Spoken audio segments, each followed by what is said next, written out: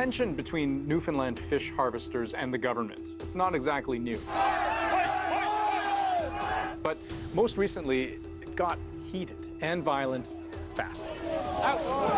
Out! Get out! Protesters blocked entrances, refused to let government workers inside, I got everything else! Go f yourself! Even physically confronted both police officers and their horses. And one protester and a police officer were taken away in an ambulance. Lots of pushing and shoving, lots of angry words. The whole ordeal even delayed the presentation of the province's budget. So what's behind all this chaos? Why are these fish harvesters so angry? These protesters have a short list of demands, and all of them fall into one broader grievance. They believe the fishing industry in Newfoundland is vastly overregulated, so much so that all these rules are putting their livelihoods in danger. We're fighting for our freedom, harvesters for harvesters. Enough of the plants controlling us, and the government not doing one goddamn thing about it. Sorry about that, but I mean, it's pretty frustrating. Here's how the union put it in a recent letter to the province. These members are asking for free enterprise. The fishery of Newfoundland and Labrador is a dirty little secret of Canadian industry. We're not governed by the Competition Act. There is no competition and there is no free enterprise. Right now, harvesters in Newfoundland can only sell their catches within the province, which means there's only a handful of processing companies around to buy their fish. All we're looking for is fairness, free enterprise, that you can make a deal. You can deal with the company. You're not being told who you're selling to. Over the past several years, 5 large processing companies in Newfoundland have been buying up dozens of other smaller companies, meaning there are fewer processors than ever before for these harvesters to sell to. You're hearing some, reports out of Nova Scotia where they're getting paid upwards of $4 this year, and they're talking about us getting another $2.50. So we know we're down in the rabbit hole now, and we're locked in. We have no one else to turn to. Last year, according to the union, these Newfoundland plants weren't able to process all the fish and seafood that they were catching, at least not in what they call a timely manner.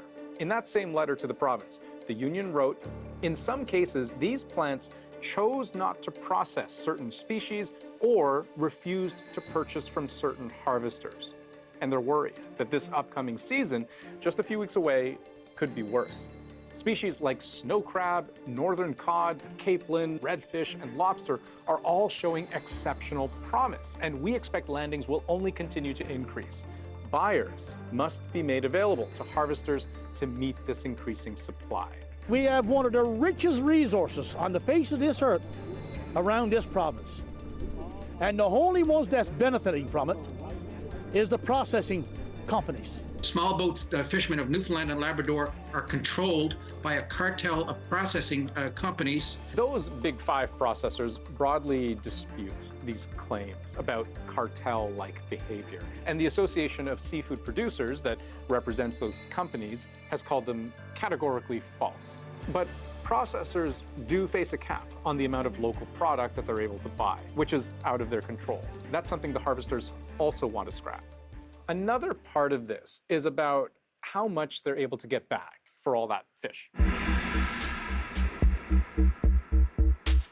In Newfoundland, the prices at which these harvesters can sell their seafood is regulated by the Association of Seafood Producers. And many harvesters have not been happy with the prices they've set over the past couple of years. I'm told that these harvesters, they need that price to be a little bit higher in order for them to make a go of it. We all know what's happened to the price of fuel. We know insurance is so high, inflation, even to fit your boat out with groceries for your crew now is so much more expensive. Crab, just to give you an example, was priced at $2.20 per pound at the start of the last season. And at the time, crab harvesters were so upset about it, they tied up their boats in protest. Well, here we are. It's 2023. These boats are tied up. A lot of them should be out fishing crab. Harvesters out there for $2.20 a pound, they say they can't break even or they can't make money. It's an incredible economic blow to our members in the entire province. That lasted about 6 weeks until a judge ordered them back to work, arguing that they were breaking their collective agreement. They had hoped that the crab market would improve and that it would improve their bargaining position, but it didn't. And the union was backed into a corner. According to the union, that collective agreement between them and the Association of Seafood Producers makes it essentially illegal for harvesters to strike, which they say is part of why we are where we are today. Look, this happens every spring. There's always disgruntlement, but this has taken it to new levels here today. So where exactly does the provincial government fit into all of this? Well, just last year, they ordered an independent review of the way fish prices were being set in the province. That report found the current fish price setting process is flawed and is not conducive to maximizing the inherent value of the resource. The way it works is basically you have the union representing fishermen, you have an association representing buyers or processors, and if both sides cannot agree on the price of a particular species of fish, it goes to a government-appointed panel, and the panel has to choose one price or the other price, and nowhere in the middle. That often leads to a price that's not the correct price. If it's not the correct price, it's the wrong price. That report also laid out a set of recommendations for how to fix things. But so far, according to the union, there's been very little movement towards a solution.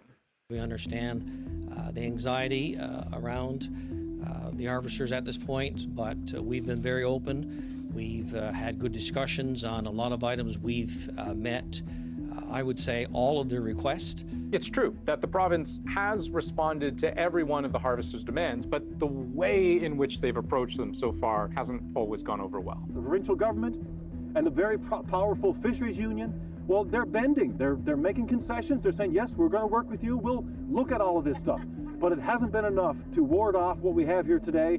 For example, the Premier says they're now initiating a process to allow for outside buyers for crab in 2024. But harvesters say their protest isn't just about crab. They want restrictions lifted on the sale of all species they catch. We're going to stay until this Premier and this Minister of Fisheries does what is necessary to get us back on the water with a free market to sell our products. I'm going to leave mine in the water. If I got only one buyer to sell my product to, it will stay in the water. The province also says they're committed to raising the cap on how much can be processed in the snow crab industry. But again, harvesters say this isn't just about crab, and the union's request was that the processing cap be lifted altogether.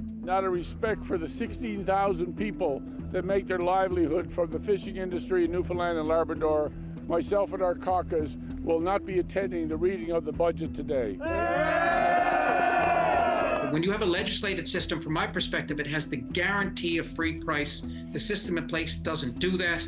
And as a result, these protests, I expect they're going to continue until there's a whole-scale change or promises of whole-scale review and change. We're now just a few weeks away from the 2024 crab season, which generally runs from April to June. So the harvesters say this might be their last chance to make their voices heard before they get back out on the water.